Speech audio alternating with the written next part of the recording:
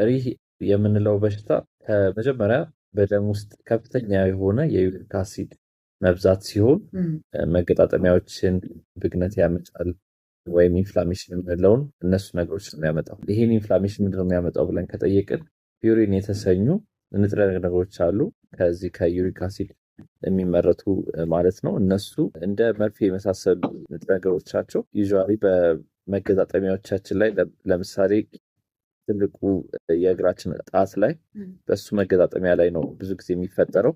እሱን ፖድ ጋር እንለዋለን በሜዲካል ተርሙ እና ይሄንን የጣታችንን ክፍል ስዌሊንግ በመፍጠር መቅላት፣ ሙቀት መፍጠር ወይም ማበጥ፣ እነዚህ ነገሮች በመፍጠር ታማሚውን ከፍተኛ ህመም ላይ እንዲወድቅ ያደርገዋል ማለት ነው። እና ይሄ ዩሪክ አሲድ የምንለው ሞር በምን ይመጣል የምንለውን ጥያቄ ውስጥ ካስገባን አንደኛ የአመጋገባችን ስጋ ነክ ምግቦች የምንመገብ ከሆነ፣ አልኮል ወይም እንደ ቢራ የሚጠቀም ሰው ከሆነ የክብደት መጨመር በዘርም ሊተላለፍ ይችላል። እነዚህ ነገሮች በሽታውን የሚያመጡት ነገሮች ናቸው ማለት ነው። ስለዚህ ታካሚው ከነዚህ ነገሮች መቆጠብ ይኖርበታል። እነዚህን ምግቦች ደግሞ ለምሳሌ አሁን ስጋ ካልኩት ውስጥ ሞር ጉበት ወይም ደግሞ ሼልፊሽ የምንለው የአሳ አይነት ወይም ማንኛውም የአሳ አይነቶች እነዚህ ሞር ያባብሱታል ማለት ነው በሽታውን።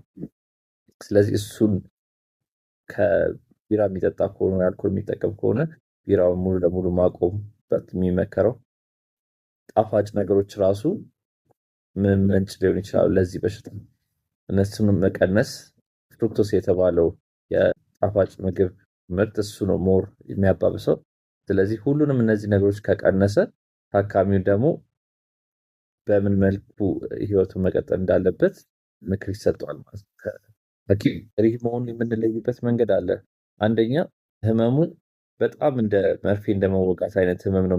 ሪህ የምንለው በሽታ ከመጀመሪያ በደም ውስጥ ከፍተኛ የሆነ የዩሪክ አሲድ መብዛት ሲሆን መገጣጠሚያዎችን ብግነት ያመጣል ወይም ኢንፍላሜሽን የምንለውን እነሱ ነገሮች ነው የሚያመጣው። ይህን ኢንፍላሜሽን ምንድነው የሚያመጣው ብለን ከጠየቅን ፒውሪን የተሰኙ ንጥረ ነገሮች አሉ ከዚህ ከዩሪክ አሲድ የሚመረቱ ማለት ነው። እነሱ እንደ መርፌ የመሳሰሉ ንጥረ ነገሮቻቸው ዩዥዋሊ በመገጣጠሚያዎቻችን ላይ ለምሳሌ ትልቁ የእግራችን ጣት ላይ በሱ መገጣጠሚያ ላይ ነው ብዙ ጊዜ የሚፈጠረው።